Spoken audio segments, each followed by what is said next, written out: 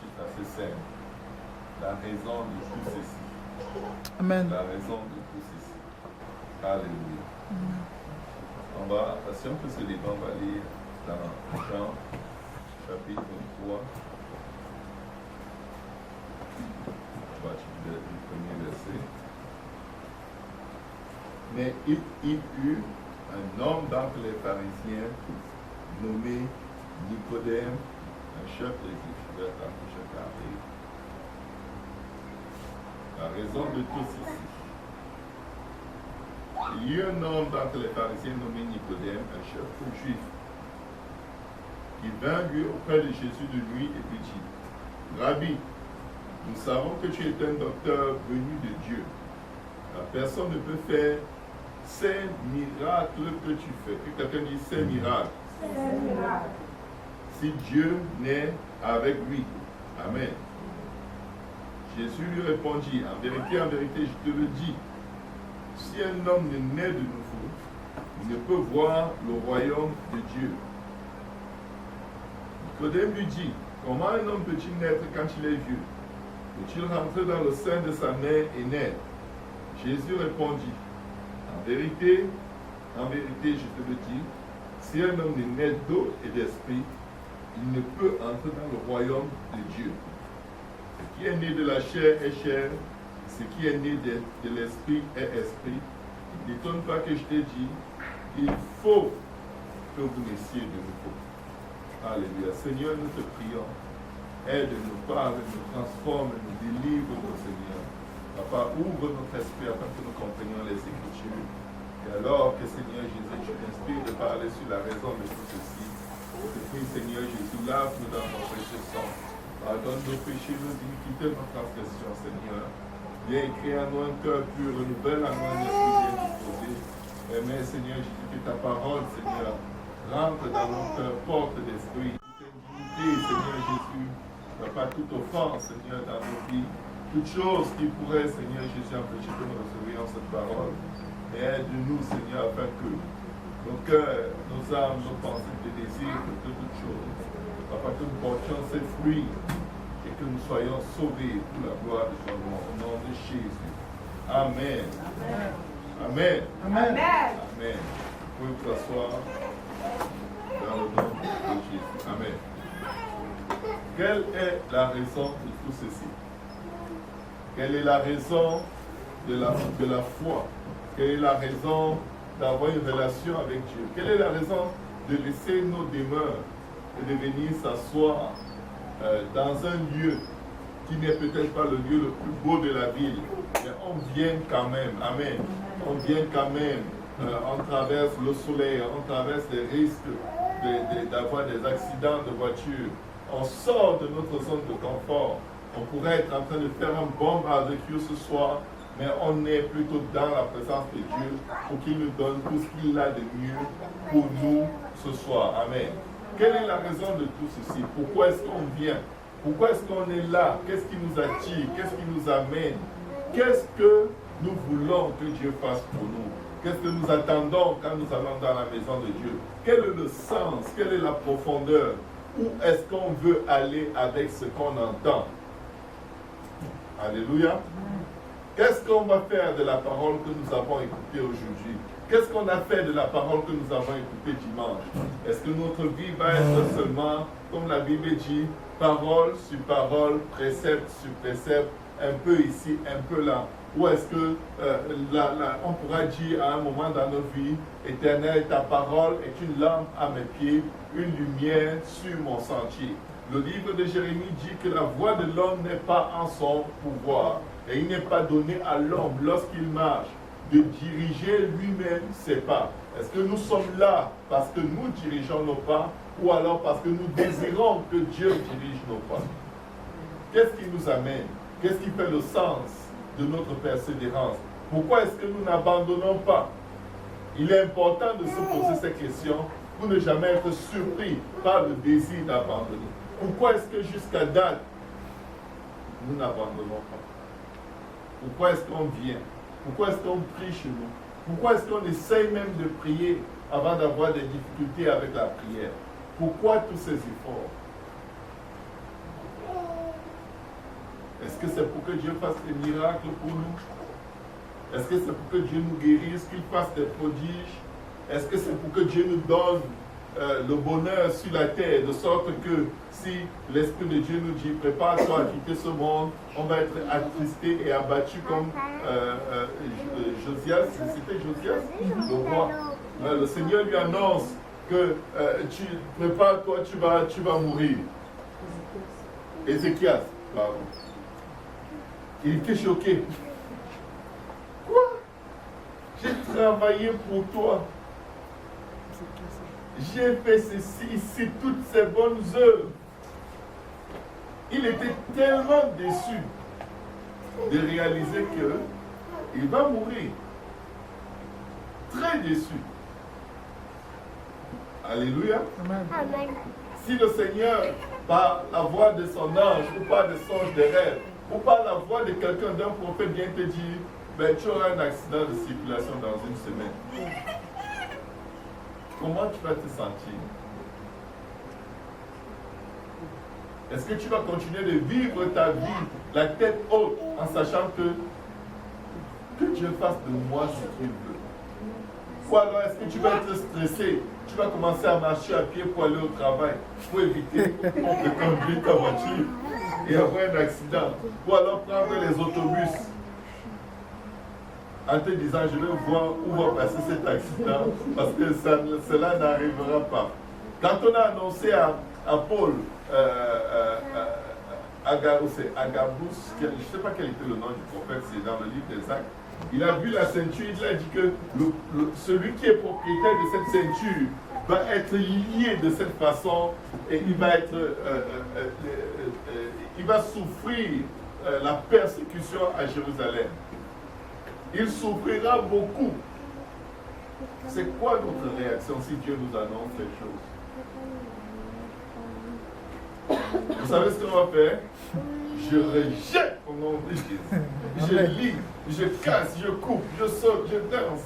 On va faire toutes sortes de prières et d'imprécations. Parce qu'il y a une chose qu'on ne veut surtout pas.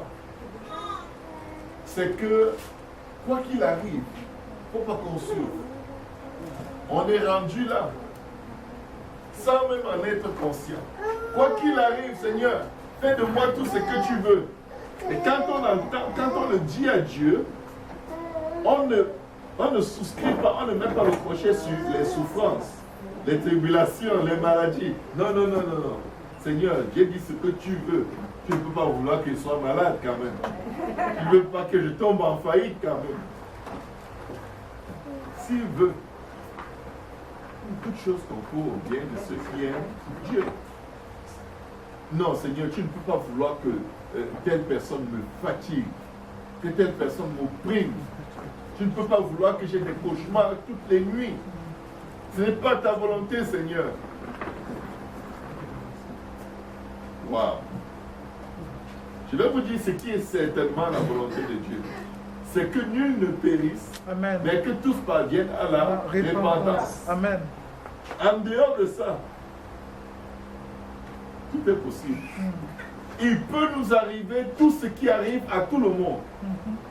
Il fait lever son soleil sur le juste et sur l'injuste, sur le bon et sur le méchant. Il fait tomber la pluie sur le juste, sur l'injuste, sur le bon et sur le méchant. Amen.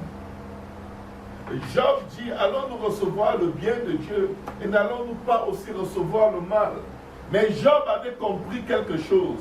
Même s'il le tue, il lui fera quand même confiance. Amen. Parce qu'il dit que même au dernier jour, son Rédempteur se lèvera. Job vivait avec Dieu avec la perspective de l'éternité. Amen. Il savait que ce n'est qu'un passage. Son épreuve n'est que temporaire. Ça n'appartient qu'à un moment. Au-delà de son épreuve, la finalité, le but, la raison de ses sacrifices à Dieu, de sa consécration à Dieu, ce n'était pas pour que ses fils soient vivants, ce n'était pas pour que ses affaires marchent bien, ce n'était pas pour que Dieu le protège jour et nuit. Ce n'était pas ça. Toutes ces belles choses qui lui arrivaient sont passées au feu de l'épreuve. Et la foi de Job n'a pas bougé. Amen. Job ne s'est pas réjoui de son malheur. Job a maudit le jour où il est né. parce qu'il était saoulé par cette souffrance extrême. Job nous révèle à quel point on est humain. Peu importe notre foi, même si notre foi déplace les montagnes, on ne doit jamais oublier une chose. Nous ne sommes que des humains. Amen. La Bible déclare que le Seigneur se souvient de quoi nous sommes formés. Il se souvient que nous sommes poussière. Donc quand tu es découragé, Dieu comprend. Il ne te repousse pas parce que tu es découragé. Le courage vient de qui?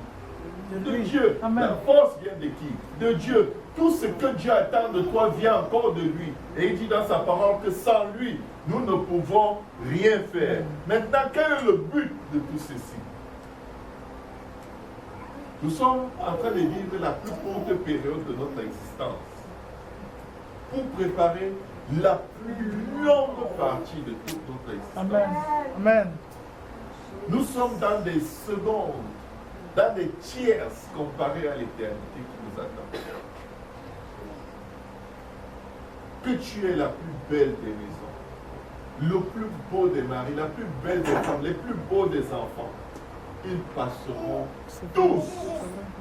Et un jour tu te tiendras seul devant mon Créateur. Tout ce qu'on a qui fait battre nos cœurs, qui nous donne des joies, qui nous donne des peines, qui nous encourage, qui nous décourage, tout cela passera. Tout est temporaire. Mais il y a une chose qui reste éternelle, nos âmes. Amen. Nicodème s'approche de Jésus et il veut l'exalter, il veut le glorifier du fait qu'il fasse des miracles. Jésus change complètement la conversation pour dire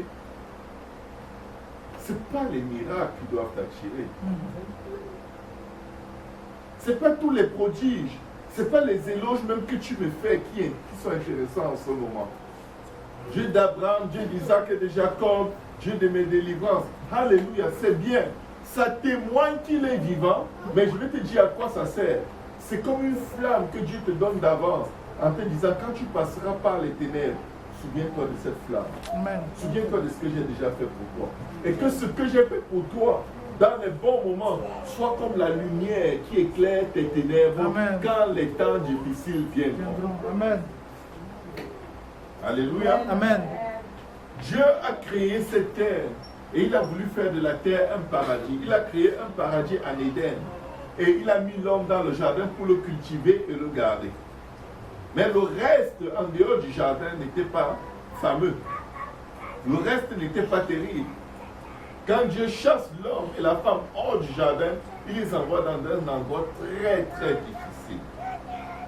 Mais je reste toujours convaincu que si l'homme et la femme s'étaient multipliés dans le jardin, ils auraient continué de le cultiver et de le garder, et le jardin se serait élargi sur toute la face de la terre. Amen. Ce qui est l'image du règne millénaire de Christ.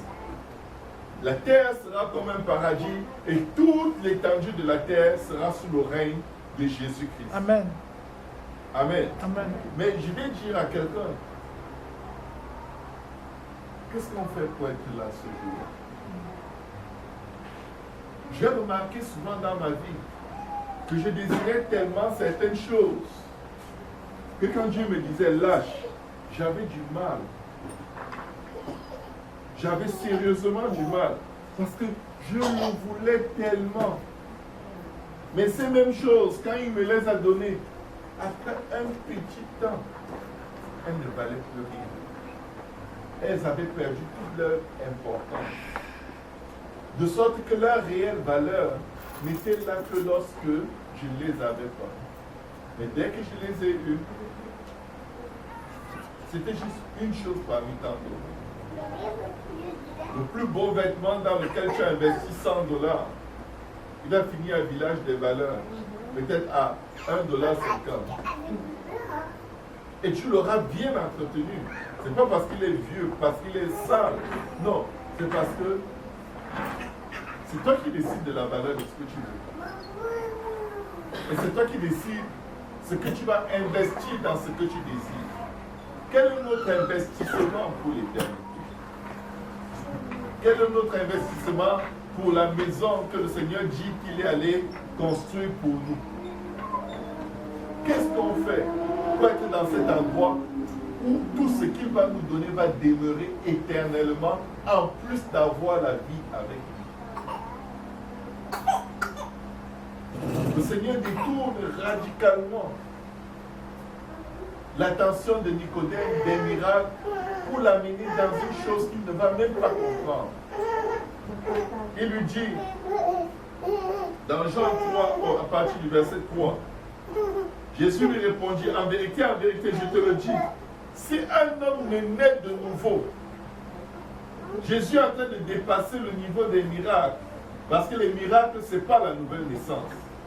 Les prodiges, les délivrances, ce n'est pas la nouvelle naissance. Dieu le fait pour des païens. Dieu le fait pour des incrédules. Alléluia. C'est des signes qui accompagnent ceux qui ont cru. C'est des choses que Dieu, des phénomènes ou des prodiges que Dieu accomplit pour convaincre l'incrédulité de l'homme qu'il y a un esprit qu'on ne voit pas, qu'on n'entend peut-être pas, qu'on ne sent peut-être pas, mais qui est au contrôle de toutes choses et rien ne lui est impossible. La preuve, c'est que tu l'invoques sans l'avoir vu et il agit et tu vois. Amen. Ça, c'est fort. Vous vous rendez compte? Aucun de nous n'a vu Dieu. Aucun de nous n'est juif selon la chair. Ça n'appartient même pas à nos cultures d'origine de croire au Dieu d'Israël. Nous étions étrangers. Alléluia. Nous étions étrangers à ces choses. Mais nous y sommes avec crainte. Quand on te dit Dieu va te punir, là tu commences à trembler, tu dis, oh Seigneur, vraiment pardonne-moi, vraiment je suis désolé, je ne vais plus dire ça, je ne vais plus faire ça. Je fais des promesses à Dieu qui sont non réalisables. Tu as déjà vu Dieu? Mais tu crois quand on te dit qu'il va te bénir. Mais pourquoi quand on te dit que Dieu va te bénir, tu as du mal à croire? Généralement, quand on dit Dieu va te bénir, qu'est-ce que les gens disent? Que Dieu t'entende. Quand on dit Dieu va te punir, il ne dit jamais que Dieu t'entende. Qu'est-ce que j'ai fait? On croit plus aux mauvaises choses qu'aux bonnes choses. Mais je viens de dire à quelqu'un, Dieu est bon. Et Dieu veut changer nos vies pour que nous héritions de la vie éternelle avec lui. Nous devons naître de nouveau. La Bible dit, soyez transformés par le renouvellement de votre intelligence. Alléluia. Soyez transformés. Un frère se mariait et le jour de son mariage, sa fiancée vient lui dire, en réalité, je ne t'aime pas. Juste avant qu'ils aillent faire les vœux. Elle lui dit, je ne t'aime pas. J'y vais seulement par la foi, mais vraiment, je ne suis pas amoureuse de toi. Il lui a dit, c'est correct. La Bible ne t'a jamais demandé de m'aimer. La Bible me demande de t'aimer. Il a dit, tu n'as pas besoin de m'aimer. Je ne m'attends pas à ce que tu m'aimes. Moi, je dois t'aimer. J'ai l'amour assez pour combler le vide la nuit et tout en fait.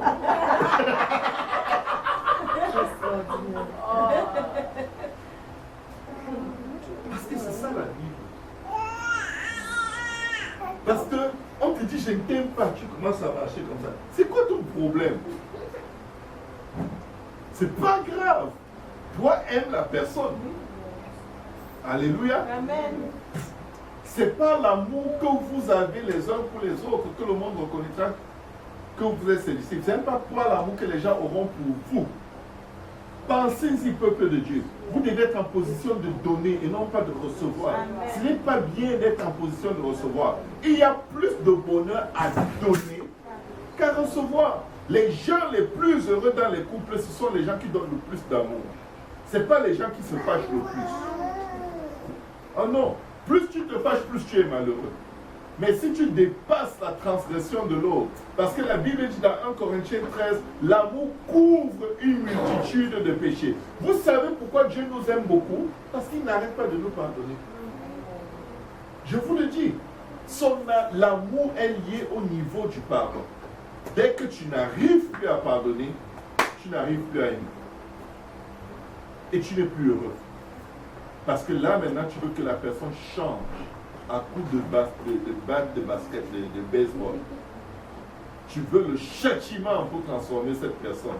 Et la personne ne va jamais être châtiée pour être transformée. Parce que c'est la bonté qui amène à la repentance.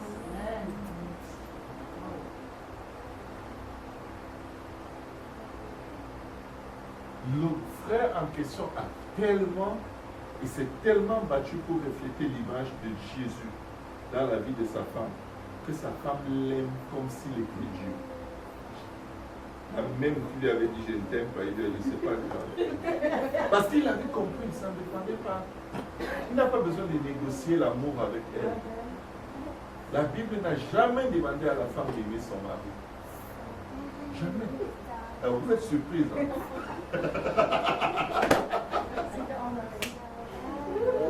Respecte ton mari. Sois soumise, c'est tout. Donne juste le respect, ne l'aime même pas. Garde ton amour pour tes enfants, ok? Mais respecte-le. Parle-lui avec une voix basse. Quand il te dit ça suffit, tu te tais. C'est tout. Il va réussir, il va s'en sortir. Mais si tu cries dans ses oreilles, tu cries les mêmes choses, il devient plus bête. Je vais vous dire, je suis un homme. Si ma femme insiste trop sur quelque chose, je ne sais plus quoi faire. C'est fini. Je ne sais plus prier là-dessus, je ne sais plus rien faire. Parce que je n'ai plus de conviction. Je sens le harcèlement. Je sens juste le harcèlement. Je veux prier dessus. Quand l'esprit me convainc, c'est la voix de ma femme que j'entends. Laisse faire. Vous n'avez pas remarqué que quand vous harcelez un homme pour quelque chose, il ne change pas. Il devient pire. Mais quand vous ignorez la chose, il change. Pourquoi est-ce que j'ai dit ça? Dieu ne nous harcèle pour rien. Des fois, il va te parler d'un péché 2-3 fois pendant une période de ta vie. Et après, il se retire de ce sujet. Et il continue la relation avec toi dans d'autres domaines. Et un jour, tu réalises, tu vois quelqu'un faire ce que tu faisais. Et tu te dis, mais qu'est-ce que c'est tellement laid, c'est tellement moche, que tu te dis, non. Ça ne peut pas continuer. Donc c'est moi qui faisais ça. C'est à cela que ça ressemble. Et là, tu te dis, ça suffit. Vous savez, mes frères, mes sœurs, Dieu nous aime. Dieu ne crie pas après nous. Parce qu'il sait que nous devons naître de nouveau. Notre façon de penser doit changer pour que nos actes changent. La nouvelle naissance commence par la repentance. Quand tu crois que Jésus est mort à la croix pour toi, qu'il a été enseveli et qu'il est ressuscité d'entre les morts, tu dois te repentir. Tu dois te faire baptiser au nom de Jésus-Christ pour le pardon de tes péchés. Et tu dois recevoir le baptême du Saint-Esprit. Mais ça, ce n'est que la signature de l'alliance. L'alliance prend effet quand tu commences à vivre pour Dieu. Et commencer à vivre pour Dieu, non plus en tes termes, mais selon les termes de Dieu. Non plus à ta façon, ni selon tes pensées. Amen. La Bible dit clairement que nous étions ennemis de Dieu par notre pensée, selon le train ou selon le rythme du prince de ce monde. Nous pensions comme le diable. Même quand nos pensées atteignaient le meilleur de leur endroit, la Bible dit, mes pensées ne sont pas vos pensées, mes voix ne sont pas nos voix. Quand Jésus demande à Nicodème de naître de nouveau, c'est normal que Nicodème ne comprenne pas. Mais qu'est-ce qu'il veut dire? Nous devons changer. Si nous venons jour après jour, après jour, après jour, nous ne changeons pas, il y a un problème.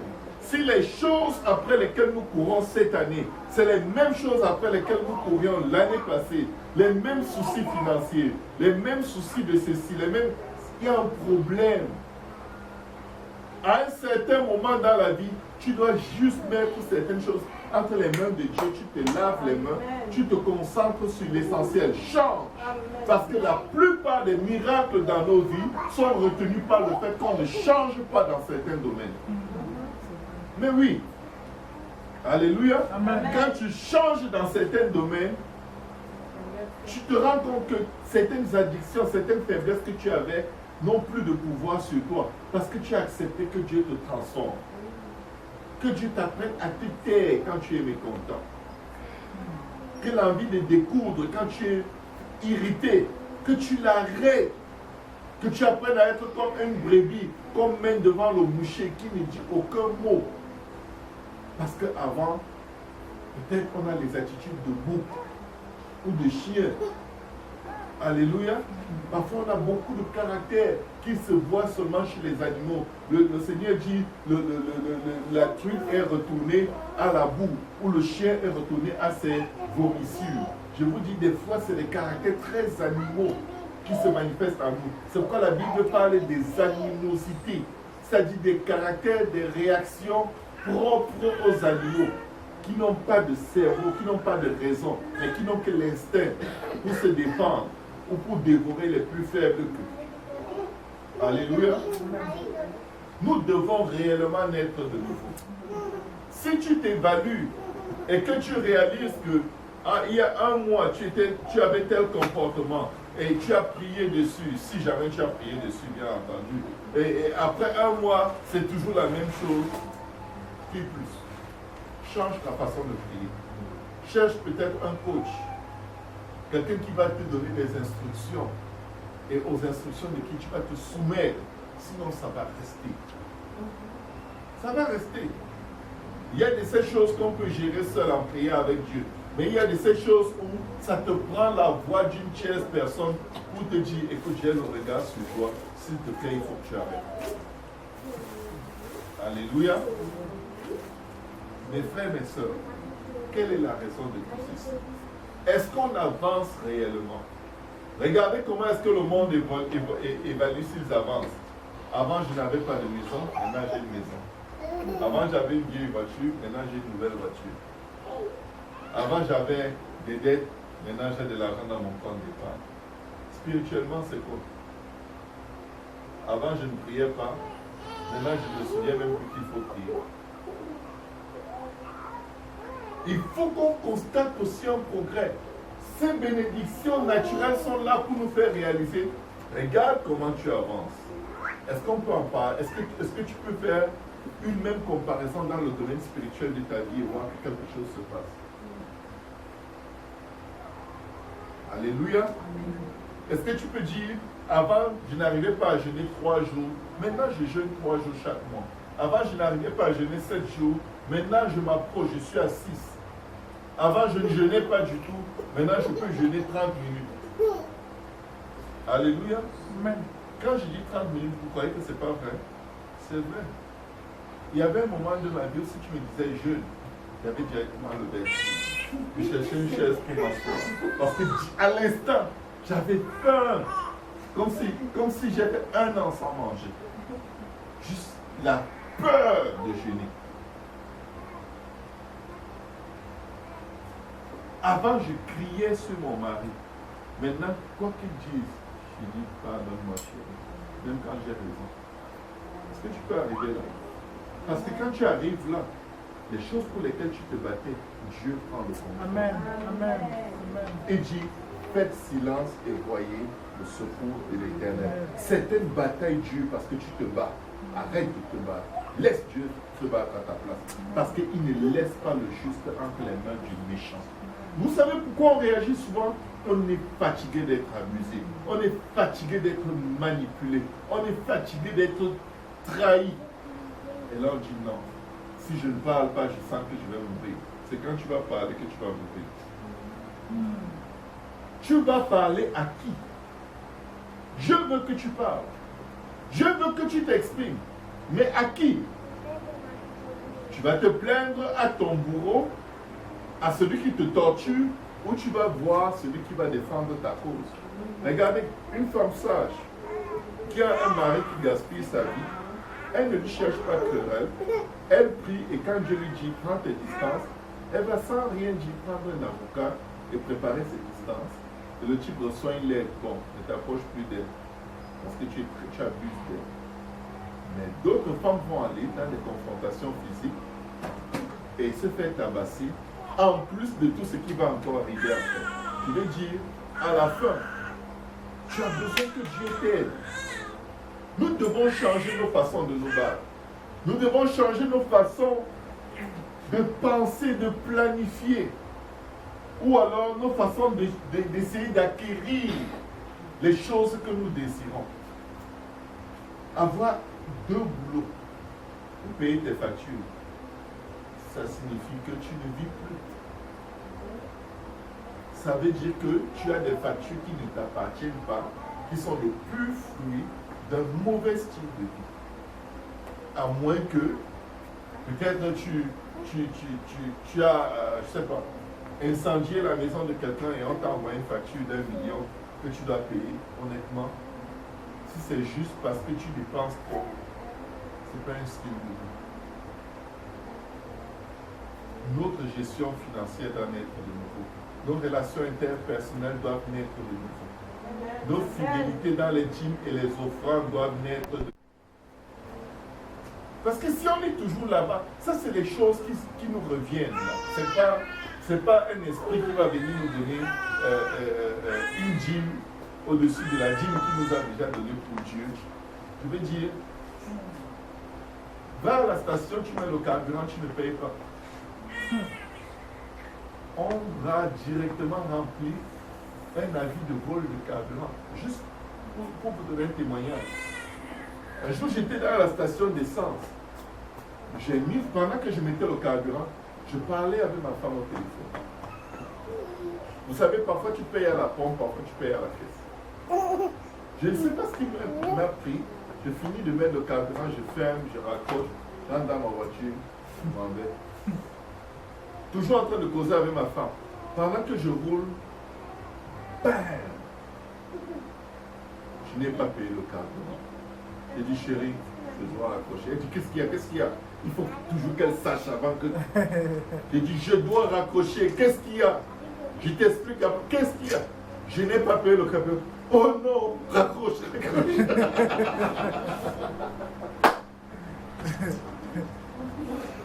J'arrive à la station, on avait déjà appelé la police.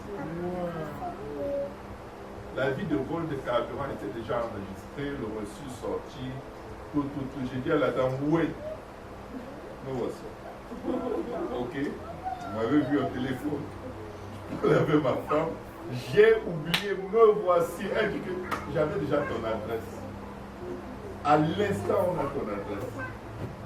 La police, elle me dit la police devait normalement être chez toi dans quelque chose comme 10 minutes pour t'attendre. Je dis, oh Seigneur, laisse-moi payer. Elle m'a laissé payer, elle a annulé parce qu'elle n'avait pas fini d'enregistrer.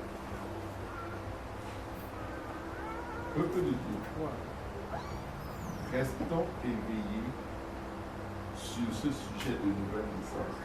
Jusqu'à quel point suis-je réellement lumineux? Est-ce que quand on me parle de nouvelle naissance, je dis, ah oui, j'ai été baptisé au nom de Jésus? Non.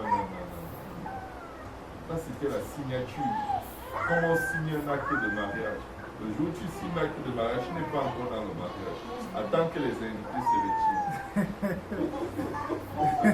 Quand le pasteur rentre chez lui, et tout le monde vous dit félicitations, vous allez bien, vous allez heureux.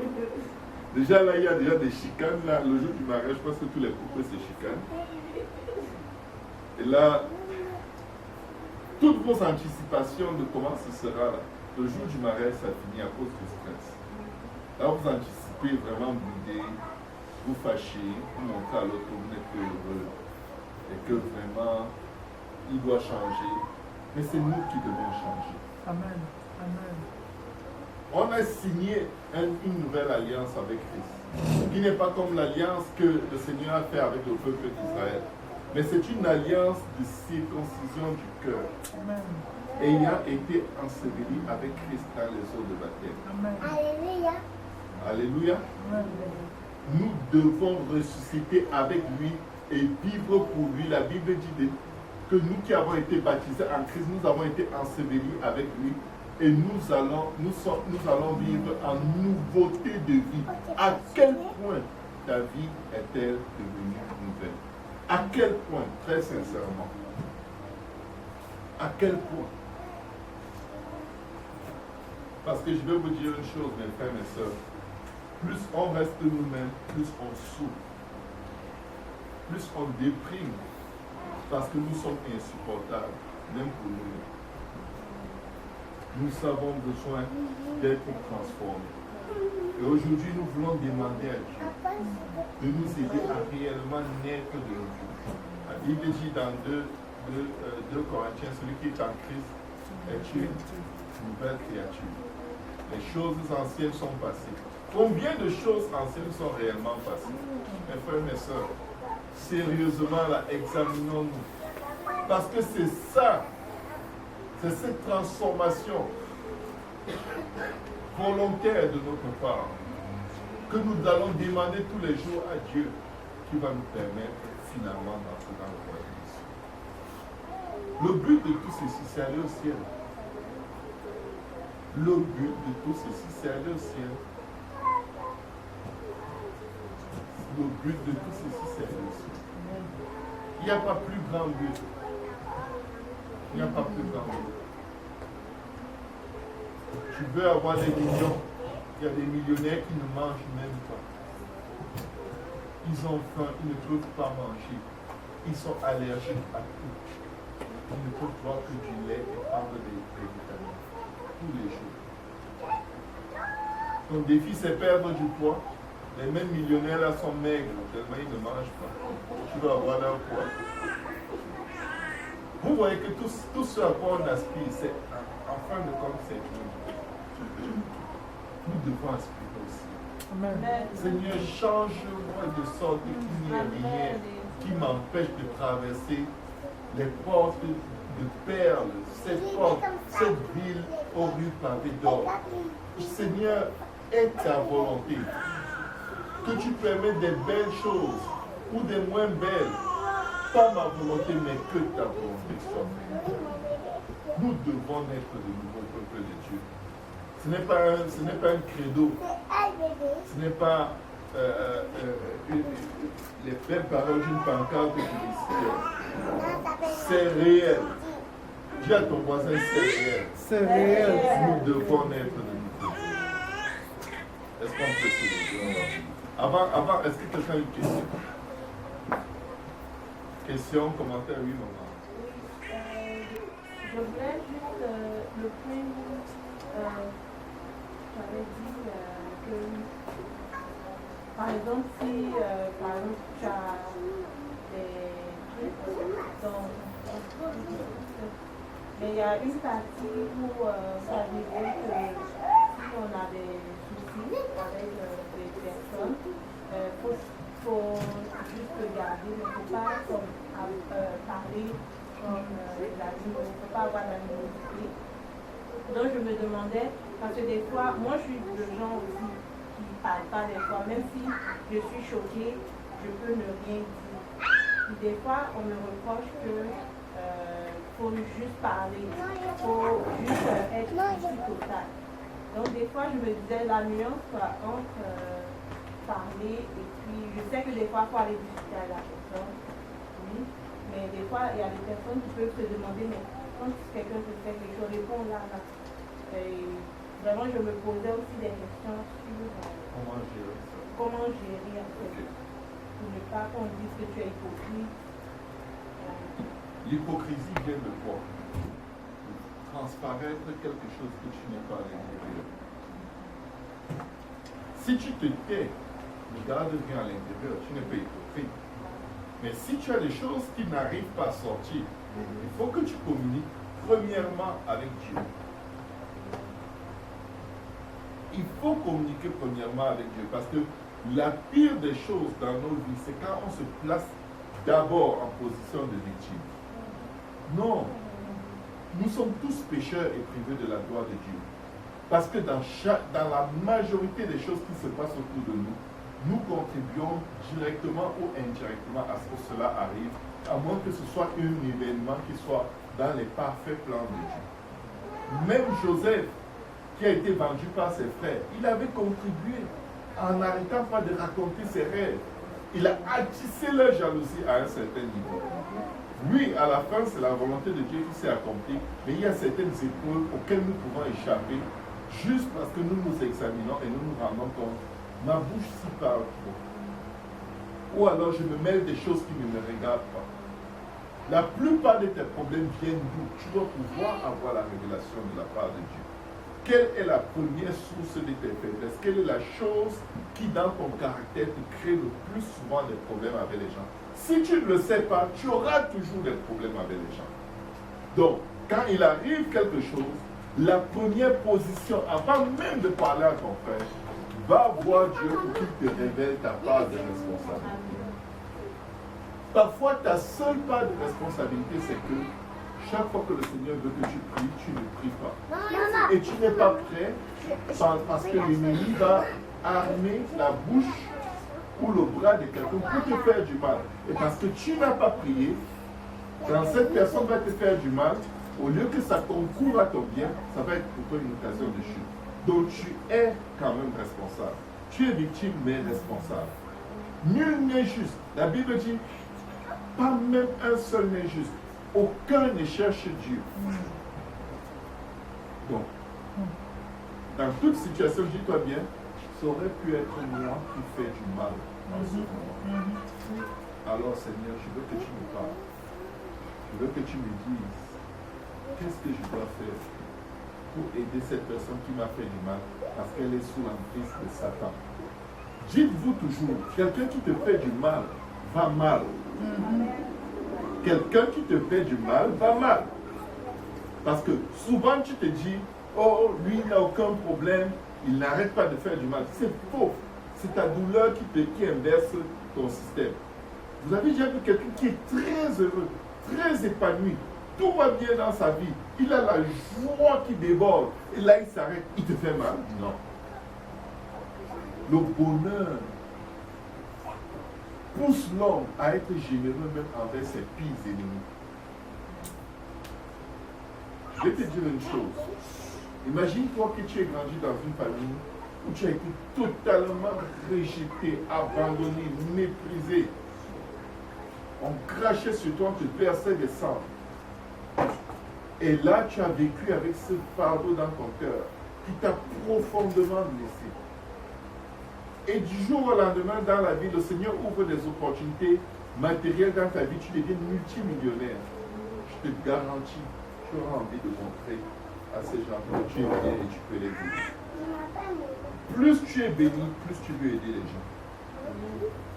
Joseph a eu la facilité de pardonner parce qu'il avait atteint un niveau tellement élevé qu'il aurait pu décider de la vie ou de la mort de ses frères. Il était littéralement comme la bouche de Dieu pour déterminer de leur sort.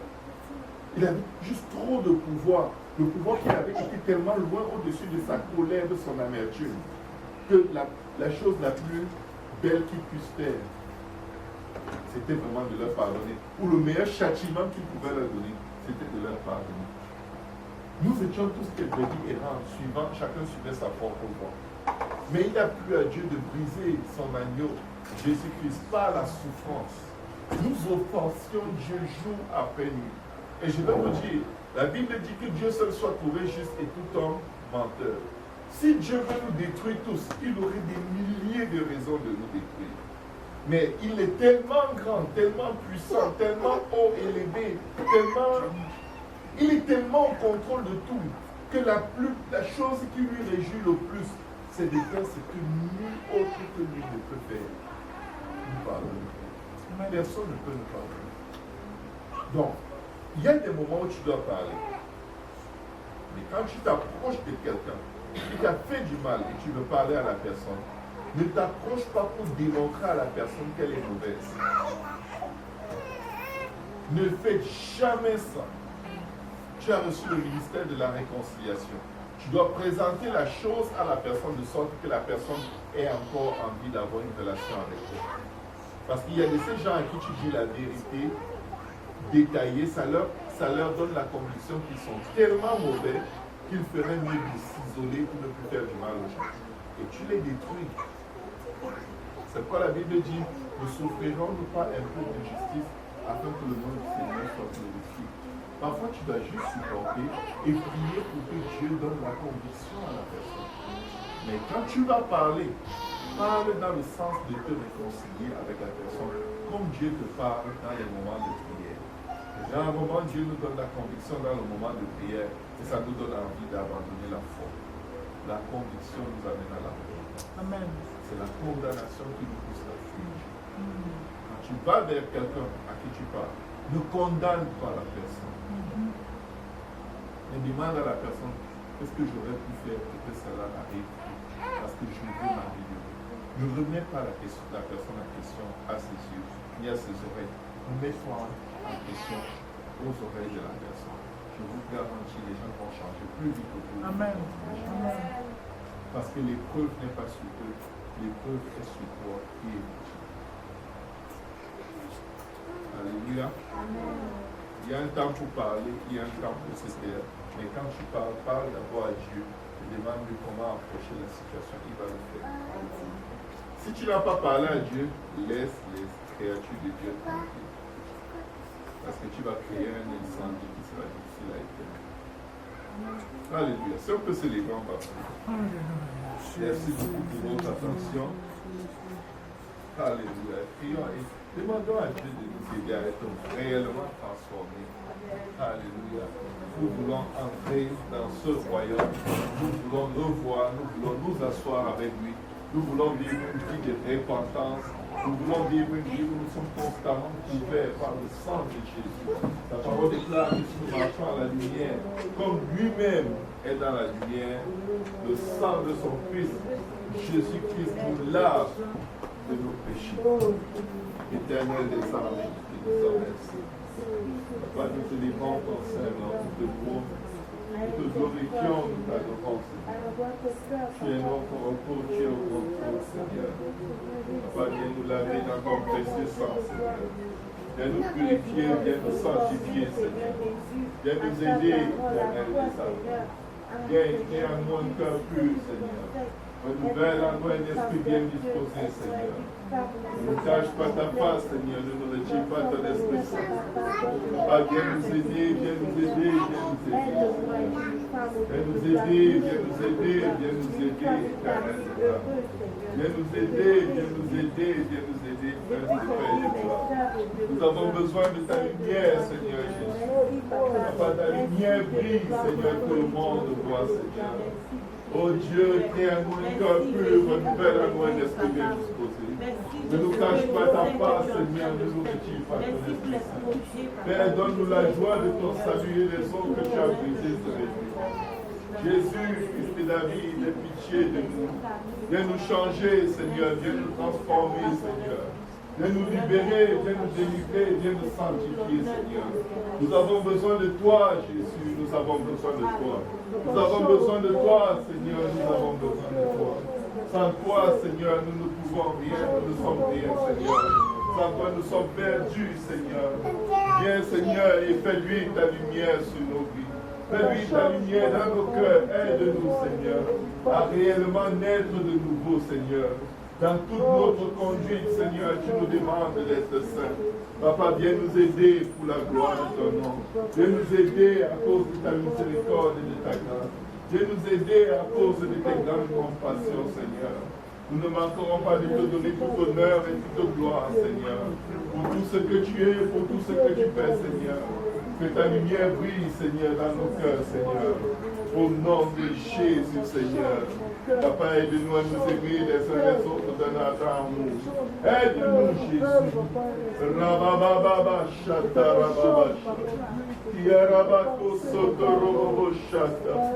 Ikarabababa, sheko, robobo. Alléluia, chata, rababa, Tiarabako, soto, robobo, chata, rababa.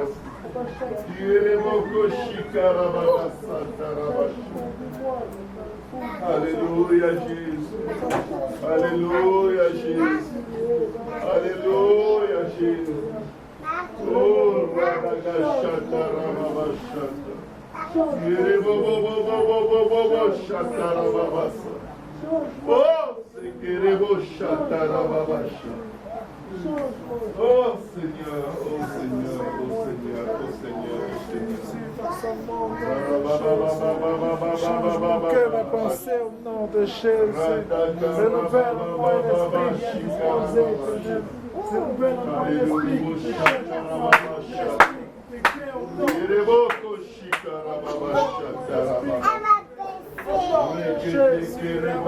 au nom de change mon nom de Jésus. Change mon nom de Jésus. Change mon nom de Jésus. Au nom de Jésus. Au nom de Jésus. Papa, aide-moi, éternel. Aide-moi, éternel. Jésus, Renouvelle-moi, Seigneur. Renouvelle-moi, Seigneur. Renouvelle mes relations, papa. Renouvelle le devoir, alléluia. Ma marche de devoir. Renouvelle le devoir, ma vie de prière. Renouvelle le devoir, alléluia. Aide-moi au devoir. Dans ma vie, papa. Aide-moi à toucher au devoir. Change-moi, aide-moi, Jésus. Change-moi, papa. Aide-moi, Jésus. Au nom de Jésus, papa. Sauve toutes ces choses. Le peuple de Jésus, au nom de Jésus. Au nom de Au Jésus. nom de Jésus. Au nom de Au Jésus. nom de Jésus. Au nom de Jésus. Au nom de Jésus. Au nom de Jésus. Est-ce qu'on peut acclamer le Seigneur? Alléluia, Jésus, Jésus.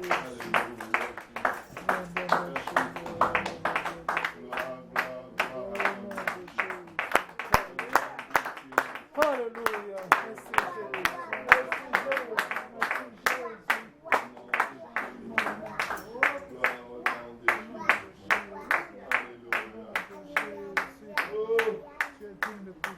Jésus. Que le Seigneur vous bénisse tous abondamment.